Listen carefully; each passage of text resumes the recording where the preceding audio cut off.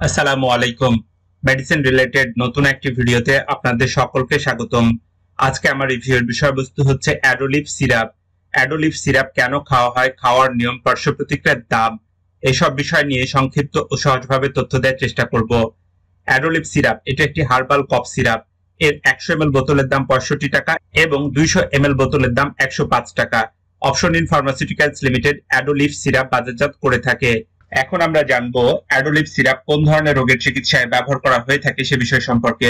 অ্যাডোলিফ syrup বুকের ভিতরে জমে থাকা কফ অপসারণ করে, শুষ্ক কাশি নিরাময় করে, ফুসফুসের দুর্বলতা ও শ্বাসভঙ্গ রোগ উপশম করে। এই সিরাপ বিভিন্ন ভেষজ উদ্ভিদের সংমিশ্রণে তৈরি।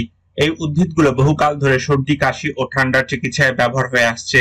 এই সিরাপ অনেক দিনের পুরাতন কাশি ভালো করে। এটি শিশু ও প্রাপ্তবয়স্ক সবার জন্যই উপকারী।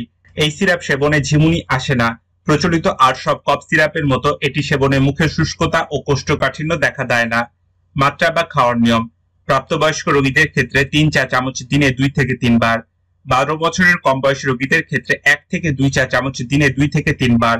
এই সিরাপের ভালো ফল পেতে হালকা গরম পানিতে মিশিয়ে খেলে ভালো উপকার পাওয়া যায়।